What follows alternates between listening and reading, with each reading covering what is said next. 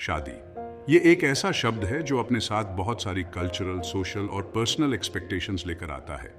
हम सब ऐसी स्टोरीज सुनते हैं जहां कपल्स बहुत खुश होते हैं, उनकी फेरी टेल वेडिंग्स होती हैं और उनका हैप्पीली एवर आफ्टर पक्का होता है।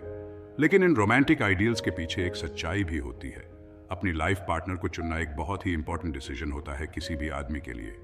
ये उसकी जिंदगी के हर पहलू को प्रभावित करता है, उसकी खुशी, उसकी सेहत, उसका करियर और उसकी लेगेसी। अक्सर इस डिसीजन का जो वेट होता है उसे समझा नहीं जाता, खासकर यंग लोगों द्वारा। सोसाइटी, मीडिया, यहाँ तक कि हमारे अपने फ्रेंड्स और फैमिली भी कभी कभी ऐसी बातें इन करते हैं जो हमें ये बताती हैं कि एक अच्छी पत्नी कैसी होती है, लेकिन ये बातें हमेशा सही नहीं होती। ये बातें अक्सर सिर्फ बाहरी चीज़ों पर फोकस करती हैं और उन ज़रूरी क्वालिटीज़ को नज़रअंदाज कर देती हैं जो एक स्ट्रॉन्ग और लॉन्ग लास्टिंग रिश्ते के लिए ज़रूरी होती है। लाइफ पार्टनर चुनना एक ऐसा डिसीजन है जिसे बहुत ही ध्यान से, सोच समझकर और विजडम के साथ लेना चाहिए।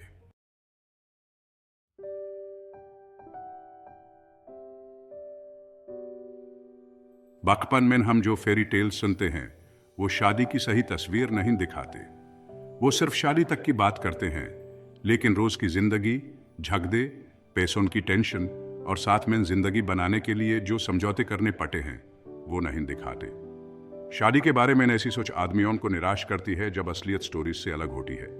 शादी का मतलब ये नहीं है कि आपको कोई ऐसा मिले जो आपको पूरा करे। शादी में आपको कोई ऐसा चाहिए जो आपको सपोर्ट करे, आगे बढ़ने के लिए प्रेरित करे और मुश्किल वैकेटी में साथ खड़े रहे। यह दो अलग अलग लोगों की कहानी है जिनके अपने अच्छे बुरे गुण हैं और वो साथ में जिंदगी का सफर तय करने का फैसला करते हैं। इसके लिए खुलकर बातचीत, एक दूसरे को समझना, समझौता करना और फ्यूचर के लिए एक जैसी सोच होना बहुत जरूरी है। बहुत से आदमी इन बातों को समझे बिना ही शादी कर लेते हैं। समाज के प्रेशर में ना कर, बच्चे पैदा करने की चाहत में या फिर अकेले रहने के डर से शादी कर लेते हैं। सिर्फ बाहरी प्रेशर या फिर कुछ पल की चाहत में बीवी चुनना बर्बादी का रास्ता है।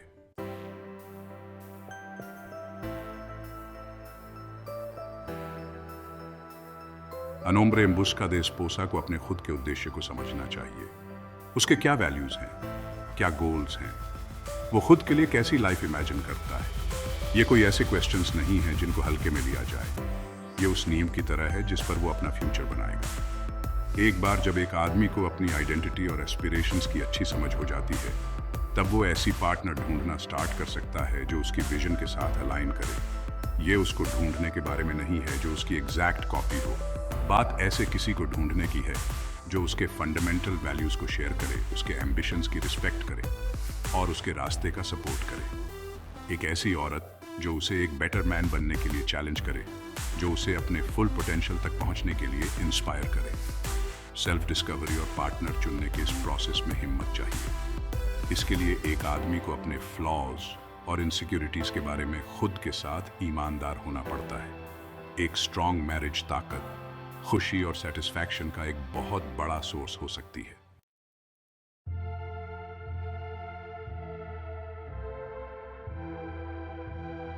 ये कोई छुपी हुई बात नहीं है कि हम मर्द थोड़े आंखों के भूखे होते हैं। हमें सुंबीता अच्छी लगती है। एक प्यारा सा चेहरा या एक सुडौल शरीर हमें अपनी तरफ खींचता है। ऐसा नहीं है कि रूप देखना कोई गलत बात है, पर जब आप जीवन साथी चुन रहे हो तब सिर्फ यही देखना एक बहुत बड़ी रोंगी हो सकती है, क्योंकि सुंबीता तो एक दिन चली जाती है।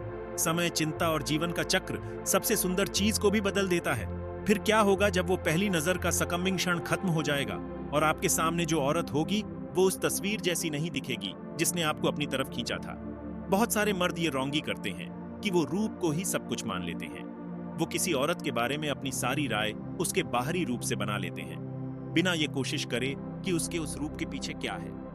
वो एक ख्याली पुतले के पीछे भागते रहते हैं, बिना ये समझे कि असली सुंबीता तो उसके क्वालिटीजों में होती है, उसके अच्छे व्यवहार में होती है, उसकी समझदारी में होती है और एक दूसरे के साथ हंसी मजाक करने में होती है। ऐसा नहीं है कि रूप का कोई महत्व नहीं है। बात यह समझने की है कि रूप एक चिंगारी की तरह होना चाहिए, पूरी आग की तरह नहीं।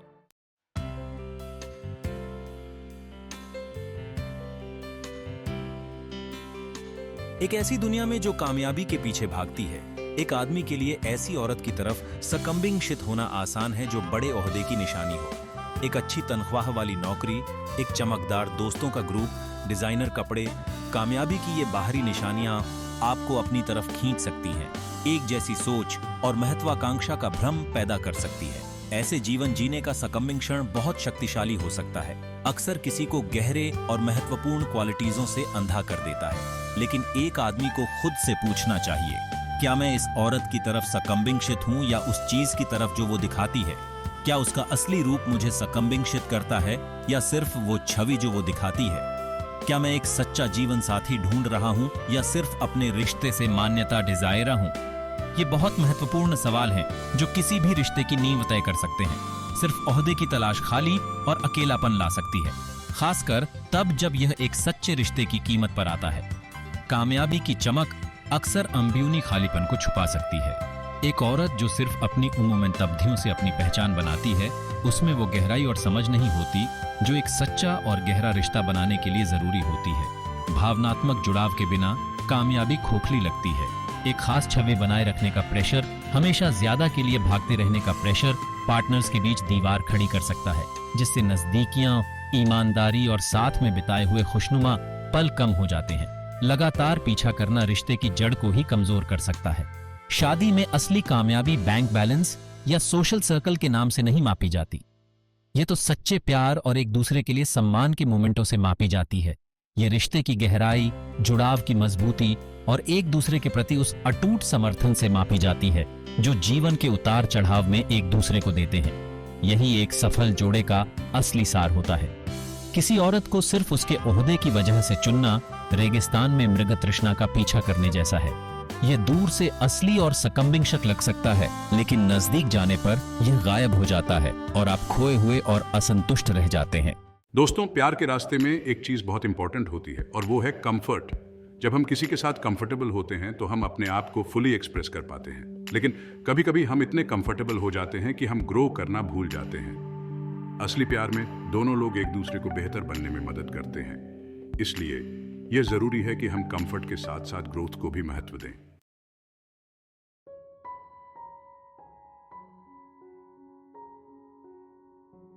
कभी कभी आदमी ये गलती कर देते हैं कि वो एक ऐसी पार्टनर ढूंढते हैं जो उन्हें उनकी खुद की खुशी ना होने से बचा ले। अपनी पूरी ना होने वाली जरूरत को, अपनी वीकनेस को, अपने ट्रॉमा को वो उन लड़कियों पे डाल देते हैं जिनके साथ वो डेट पे जाते हैं। उन्हें लगता है कि कोई जादू से उन्हें ठीक कर देगा, उनकी सारी प्रॉब्लम को गायब कर देगा। ये भगने की चाहत उन्हें एक ऐसी लड़की चूज करने पे मजबूर करती है जो ज्यादा ही करिंग हो, हर बात मान ले या फिर उन पे डिपेंड हो। ये एक अनहेल्थी रिलेशनशिप बनाता है जहां एक बन जाता है सवियर और दूसरा बन जाता है प्रोजेक्ट। सच्चाई तो ये है कि कोई किसी को नहीं बचा सकता खुद के सिवा। असली खुशी और सेटिस्फैक्शन अंदर से आती है, अपने डर का सामना करने से आती है, मुश्किल काम करने से आती है, खुद को जानने से और खुद को बेहतर बनाने से। किसी से रिलेशनशिप में आना सिर्फ इसलिए ताकि आप अपनी लाइफ की प्रॉब्लम्स से भाग सको, यह सिर्फ लड़की के लिए ही गलत नहीं है, बल्कि यह आपके लिए भी खराब है। ये ह्यूमन अपनी प्रॉब्लम से भागने से रोकता है, एक अच्छा इंसान बनने से रोकता है और एक हेल्थी रिलेशनशिप में जाने से रोकता है। एक स्ट्रॉन्ग और लॉन्ग लास्टिंग रिलेशनशिप के लिए दो ऐसे लोग चाहिए जो खुद में कंप्लीट हो। परिवार, परंपरा और समझदारी से चुनाव करना। तो दोस्तों, आज हम बात करेंगे आइडियल औरत और सच्चे रिश्ते के बारे में।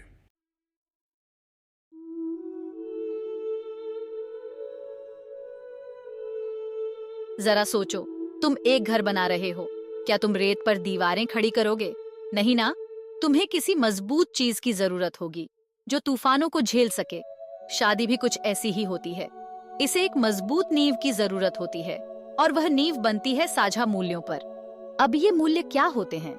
ये वो मार्गदर्शक सिद्धांत होते हैं जो आपके जीवन को आकार देते हैं। आपका विश्वास क्या सही है और क्या गलत, क्या महत्वपूर्ण है और क्या नहीं। ये आपके फैसलों, आपके लक्ष्यों और दुनिया के साथ आपके व्यवहार को प्रभावित करते हैं। अब अपने पार्टनर के बारे में सोचो। क्या आपके मूल्य मेल खाते हैं? क्या आप परिवार, धर्म, काम के प्रति नैतिकता, व्यक्तिगत विकास के बारे में समान विचार रखते हैं? ये कोई छोटी मोटी बातें नहीं हैं। साझा मूल्य एकता की भावना पैदा करते हैं, एक ऐसा साझा आधार जिससे आप जीवन की जटिलताओं को पार कर सकते हैं। जब आपके मूलभूत विश्वास एक ही दिशा में होते हैं तो आपके चुनौतियों का सामना एकजुट होकर करने की संभावना बढ़ जाती है। आप एक दूसरे के दृष्टिकोण को समझते हैं, और ऐसे फैसले लेते हैं जो दोनों के लिए फायदेमंद हों। इसका मतलब यह नहीं है कि आपको हर बात पर सहमत होना होगा। मतभेद होना स्वाभाविक है और स्वस्थ असहमति वास्तव में एक रिश्ते को मजबूत बना सकती है। लेकिन जब आपके मूलभूत मूल्य एक ही होते हैं तो आप उन मतभेदों को सम्मान, समझ और दोनों के लिए काम करने वाले समाधान खोजने की साझा प्रतिबद्धता के साथ पार करने के लिए तैयार रहते हैं।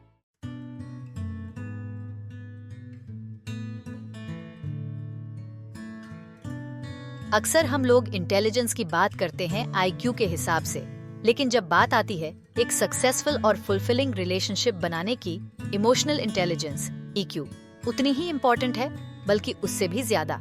ईक्यू में बहुत सारी स्किल्स होती है, जैसे कि सेल्फ अवेयरनेस, एम्पैथी, कम्युनिकेशन और इमोशनल रेगुलेशन। ये है अपनी खुद की इमोशंस को समझना और मैनेज करना, और साथ ही साथ अपने पार्टनर की इमोशंस को भी समझना।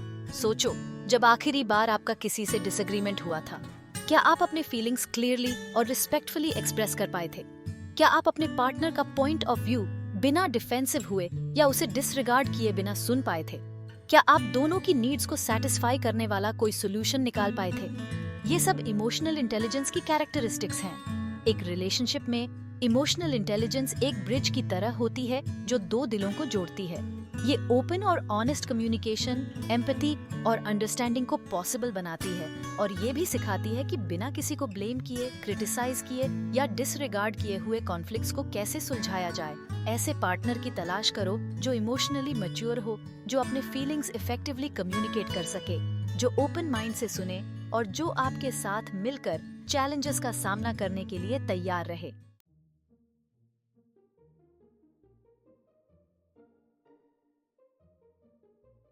Navigating conflict del desacuerdo a una comprensión más profunda। Conflict ये तो हर रिलेशनशिप का हिस्सा है। किसी और के साथ जिंदगी में डिफरेंसेस, अनमेट नीड्स और फ्रस्ट्रेशन तो आती ही है। सक्सेसफुल और लॉन्ग लास्टिंग रिलेशनशिप का राज कॉन्फ्लिक्ट से बचना नहीं है, बल्कि उस कंस्ट्रक्टिवली हैंडल करना है।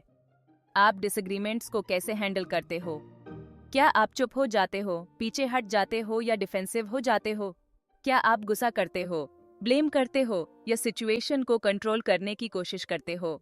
या फिर कॉन्फ्लिक्ट को एक ग्रोथ के मौके की तरह देखते हो, एक डीपर अंडरस्टैंडिंग के लिए, अपने पार्टनर के साथ अपने बॉन्ड को और स्ट्रॉन्ग बनाने के लिए?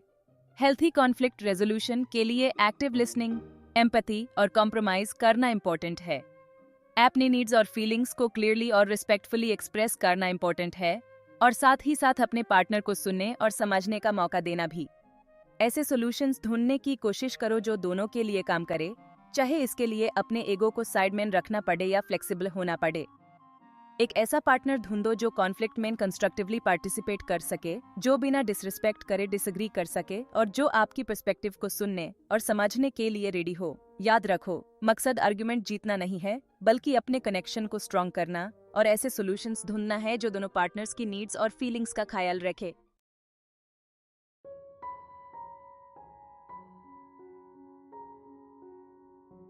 रेड फ्लैग्स, वार्निंग साइंस को पहचानना और समझदारी से चूज करना।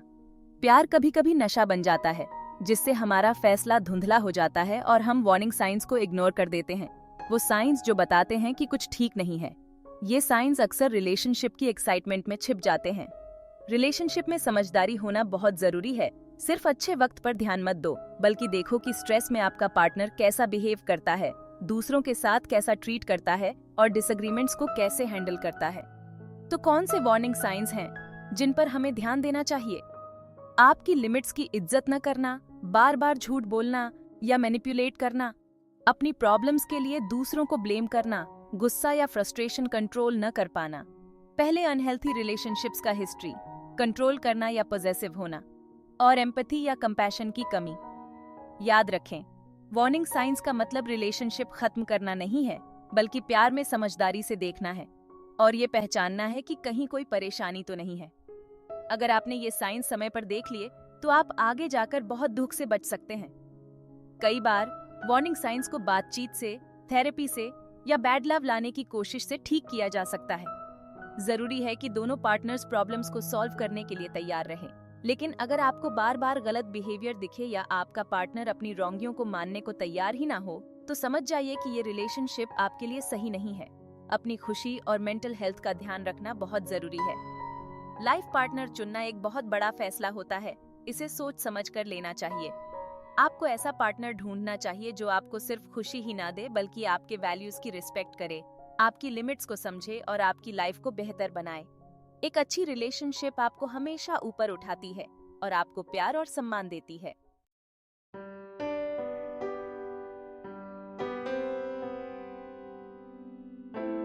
अक्सर हम प्यार को एक इमोशनल एक्सपीरियंस मानते हैं, लेकिन हमारी इंट्यूशन, हमारा सिक्स्थ सेंस हमारे दिल के मामलों में उतना ही इंपॉर्टेंट रोल निभाता है।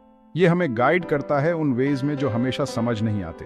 वो अंदर की आवाज़, वो दिल की आवाज़ एक स्ट्रॉन्ग गाइड हो सकती है। हमें उन रिलेशनशिप्स की तरफ ले जाती है जो हमारी सोल को नरिश करती है, और उन रिलेशनशिप से दूर ले जाती है जो हमें सैडनेस और डिसअपॉइंटेड की तरफ ले जा सकती है, फिर चाहे लॉजिक कुछ भी कहे। क्या आप कभी किसी से मिले हैं और इंस्टेंटली कनेक्ट फील किया है? ऐसा लगा हो जैसे आप उन्हें एजेस से जानते हैं, almost like you've known them your whole life? दूसरी तरफ, क्या आपको कभी कोई डाउट रहा है, एक डीप फीलिंग की कुछ ठीक नहीं है, इवन इफ आप ये आइडेंटिफाई नहीं कर पा रहे थे कि क्या एक फीलिंग ऑफ अनईजीनेस जो स्टे करता है? ये सब इंट्यूशन के विस्पर्स हैं जो हमें पोटेंशियल पार्टनर्स की तरफ गाइड करते हैं या उनसे दूर ले जाते हैं, हमें प्यार के कॉम्प्लेक्स वर्ल्ड में नेविगेट करने में हेल्प करते हैं। हमारा इंट्यूशन ऑफ्टन हमारे लॉजिकल माइंड से ज़्यादा सटल होता है। ये एक ऐसी लैंग्वेज में बात करता है जो थिंकिंग से ज़्यादा फीलिंग से जुड़ी होती है। ये हमसे फीलिंग्स के थ्रू, हंचेस के थ्रू, एक डीप नॉलेज के थ्रू बात करता है जो रैशनल एक्सप्लेनेशन से परे है, हमें ध्यान देने के लिए कहता है। अपने इंट्यूशन पर ट्रस्ट करना सीखने के लिए ज़रूरी है कि हम बाहरी एक्सपेक्टेशंस, सोशल प्रेशर और दूसरों को प्लीज़ करने की चाहत के शोर को इग्नोर करें जो अक्सर हमारे जजमेंट को क्लाउड कर सकते हैं। इसके लिए ज़रूरी है कि हम शांति के लिए जगह बनाएं, अपने दिल की आवाज़ को सुनें और अपनी इनर विजडम के साथ ट्यून इन करें। अगर आप कॉन्स्टेंटली एक रिलेशनशिप को लेकर क्वेश्चन कर रहे हैं, अगर आपका गट फीलिंग कह रहा है कि कुछ ठीक नहीं है, तो इन साइंस पर ध्यान दें। उन फीलिंग्स को इग्नोर न करें या उन्हें रैशनलाइज करने की कोशिश न करें, क्योंकि अक्सर वो आपको कुछ इंपॉर्टेंट बताने की कोशिश कर रहे होते हैं। उन फीलिंग्स को एक्सप्लोर करें, उन्हें फील करें और उन्हें एक ऐसे डिसीजन की तरफ गाइड करने दें जो आपकी डीपेस्ट नीड्स और डिज़ायर्स के साथ अलाइन हो, ये इंश्योर करते हुए कि प्यार में आपका रास्ता आपके ट्रू सेल्फ के प्रति ट्रू हो।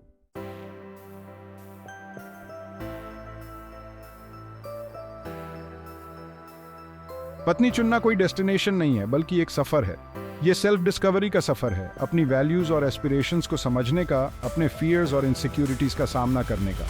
ये समझने का है कि सुपरफिशियल डिजायर्स और लाइफ पार्टनर में जो क्वालिटीज मैटर करती हैं, उनमें क्या फर्क है। इस जर्नी के लिए करेज चाहिए, खुद के साथ ऑनेस्ट रहने की करेज, वल्नरेबल होने की करेज और अपने जजमेंट पर भरोसा करने की करेज, चाहे वो सोसाइटी के एक्सपेक्टेशंस के अगेंस्ट हो या दूसरों के एडवाइस के। अपना टाइम लेने से मत फिरो, उन रिलेशनशिप से दूर जाने से मत फिरो जो आपको बेनिफिट नहीं करती। खुद के साथ अकेले रहने से मत फिरो, खुद को डीपली और ऑनेस्टली जानने से मत फिरो। जितना कंफर्टेबल आप अपनी स्किन में फील करेंगे, उतना ही आप एक ऐसी पार्टनर चुनने के लिए तैयार होंगे जो आपको कॉम्प्लीमेंट करे, चैलेंज करे और आपके ग्रोथ को सपोर्ट करे। याद रखिए, आपकी पहचान आपके रिलेशनशिप स्टेटस से नहीं होती। एक आदमी के तौर पर आपकी वैल्यू इस बात पर डिपेंड नहीं करती कि आपको पत्नी मिली है या नहीं। आप वैल्यूबल हैं और प्यार और बिलोंगिंग के डिजर्व करते हैं, फिर चाहे आप सिंगल हों या रिलेशनशिप में। इस जर्नी को एम्ब्रेस करो, अपने एक्सपीरियंसेस से सीखो और ट्रस्ट करो कि सही पार्टनर सही समय पर आपकी लाइफ में आएगी।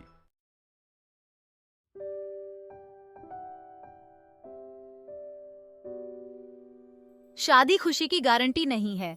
ये जिंदगी की परेशानियों का कोई जादू का हल नहीं है। ये एक वादा है, एक सोच समझकर किया गया फैसला है दो लोगों का जो एक साथ जिंदगी बिताना डिजायरे हैं, अच्छे और बुरे वक्त में एक दूसरे का साथ निभाने का और उन मुश्किलों का सामना करने का जो किसी और इंसान के साथ जिंदगी बिताने में आती है।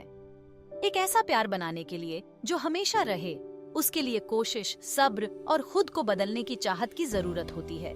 इसके लिए खुलकर और ईमानदारी से बातचीत, एक दूसरे को समझना और एक दूसरे की जरूरतों को समझने और पूरा करने की कोशिश करनी पड़ती है। इसके लिए मजाक का अंदाज, माफी देने की चाहत और छोटी मोटी बातों को भूल जाने की काबिलियत होनी चाहिए। प्यार कोई रुका हुआ एहसास नहीं है, ये एक क्रिया है, एक ऐसा फैसला जो हर दिन लेना पड़ता है अपने साथी के साथ रिश्ते को मजबूत बनाने के लिए। ये है एक दूसरे के लिए होना, चाहे कितनी भी मुश्किलें क्यों ना हो। ये है एक दूसरे को चुनना बार बार जिंदगी के उतार चढ़ाव में।